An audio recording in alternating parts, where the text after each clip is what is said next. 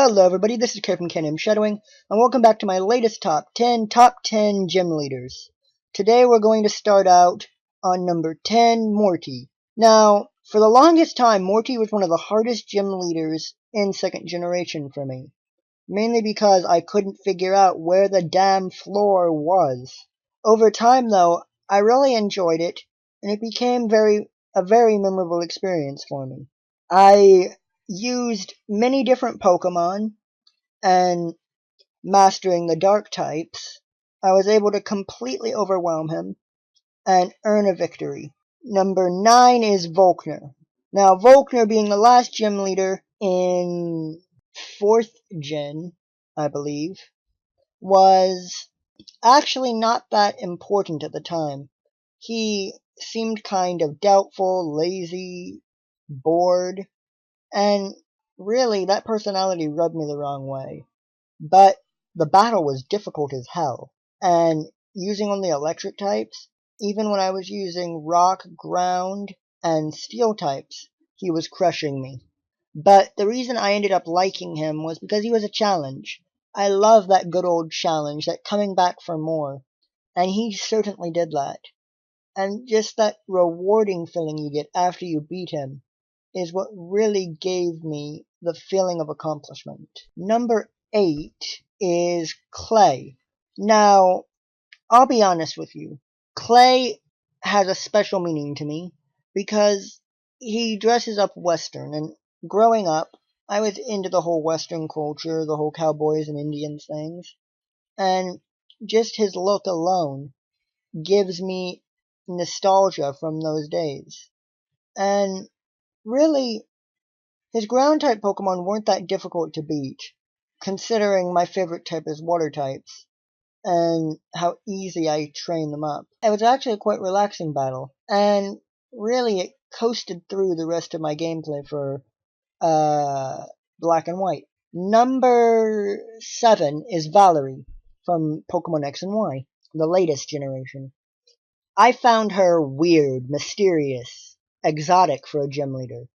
I mean, really, there's not that many gym leaders that really dress up in extravagant clothing. I mean, there are a few out there, but Valerie was the first to really branch out and seemed really extraordinary to me. She seemed more innocent and childlike than the other gym leaders, especially the way her gym was laid out, like one giant dollhouse. You could almost say her gym was similar to Sabrina's psychic gym from the anime. But no, her gym went above and beyond what that gym did. And it was a real nice touch. I enjoyed it. Fairy types as a whole were unique. And my usual preferred running them through with dragon types, or crashing them with water types, was pretty useless. And I had to branch out and use different Pokemon to try and crush her. It was fun. Number 6 is Elisa.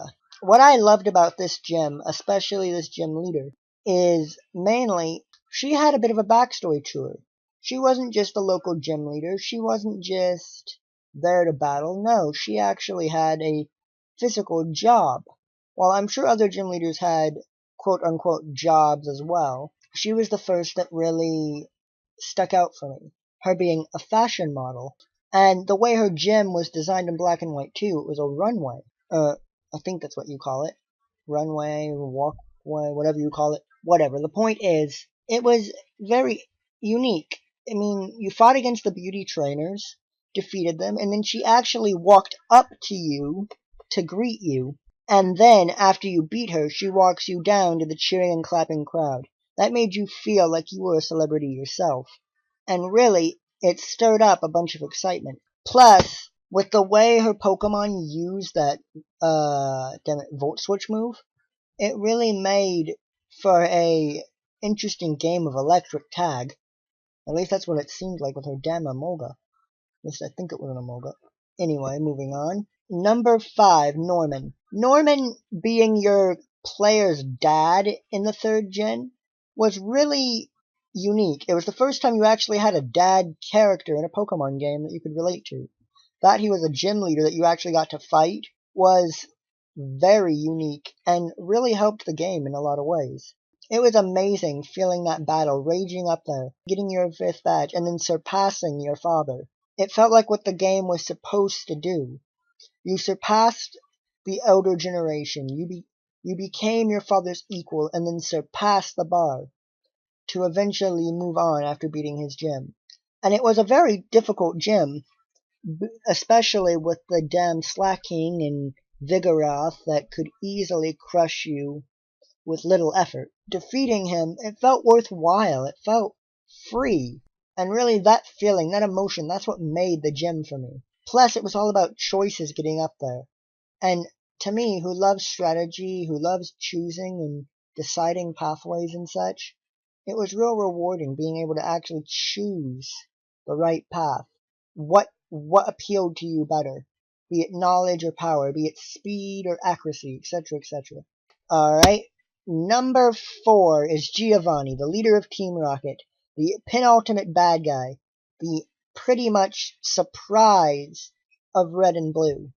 When you play through the original Red and Blue games, you deal with Giovanni periodically throughout the game, and you've come to know him as this absolute villain, this crime boss leader, this mobster. And to find out that the mysterious missing gym leader of Viridian City was ultimately your greatest foe in this game, it really made you take a step back. And then to finish the game in that sediment, to where you not only defeat him, but seemingly show him the error of his ways, and then have him disband Team Rocket all to your crushing defeat, really shows how Pokemon's evolve. It showed how they took the story really seriously, and it wasn't just an adventure game. It wasn't just you saving the world. It was about you learning and growing with your team. And Giovanni showing the opposite of that, the exact opposite of what your character believes in, and then you overcoming him. It really showed the progression that your character's gone to literally fulfill his dreams of being a Pokemon master. And Giovanni literally playing that to the hilt as the ultimate bad guy, considering he's not in it to rule the world. Well, he is, but he isn't. He's not in it to just take over in situations. He's doing it for money and power. And him creating Mewtwo showed that. But ultimately, Giovanni, there's just so much I could say about Giovanni's character that I don't have the time to go through.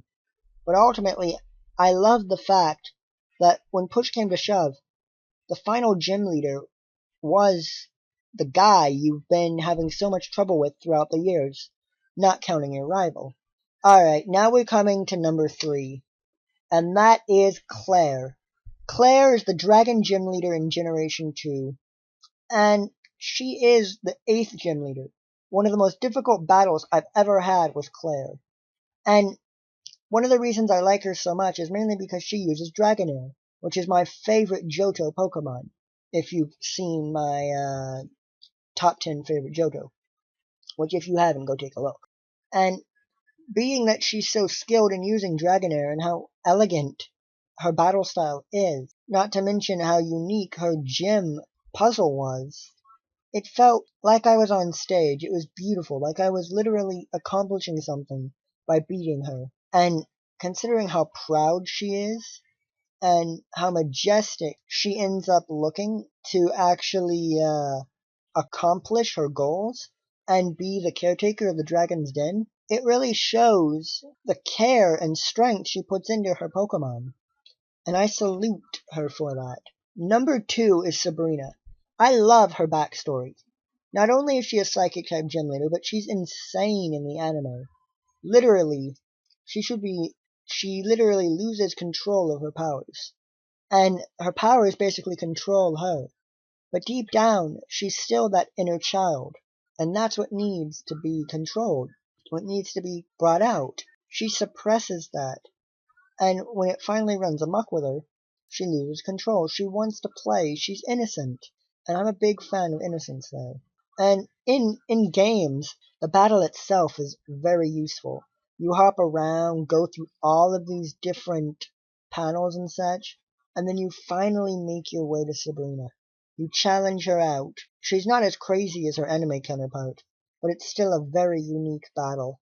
And you can see that dominant will of hers as she triumphs over almost anything, willing to battle against you time and time again, only to lose ultimately. And unlike most of the other gym leaders that either give you a hard time about winning or congratulate you, she seems indifferent to me about whether she won or lost. And that's really what makes her one of my favorite gym leaders. But ultimately, we go to my number one top 10 gym leaders. And this should not be a surprise to anyone who knows me. And that is Misty. Through the anime, you grow to love Misty as Ash's traveling companion. And in the games, you love her even more.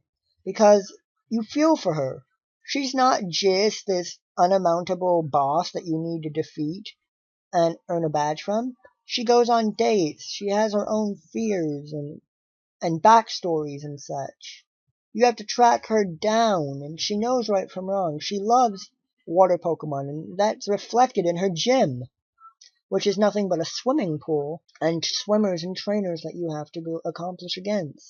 And it shows that her utter devotion to water types through her gym, through her personality, through her Pokemon, and me being a huge fan of water types, I respect that and honor that.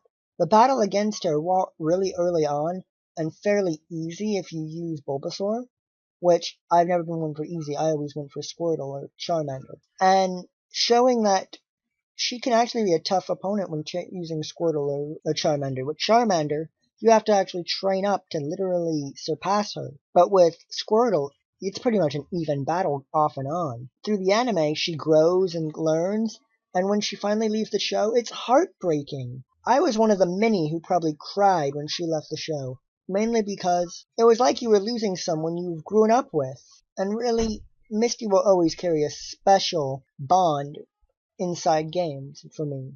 When she made a return in the World Tournament in Black and White 2, I was ecstatic. The new look, while not as good as the original, was a far improvement from the little kid she was, and it showed her grow up to a fine young woman. And the battle you have with her is outstanding. It's difficult, it's amazing, it's really a throwback to the original Pokemon games.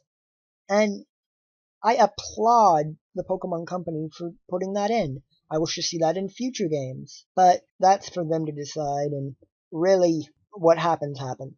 Anyway, this has been my top 10. I hope you guys enjoy this, and I'll see you all next time. Later.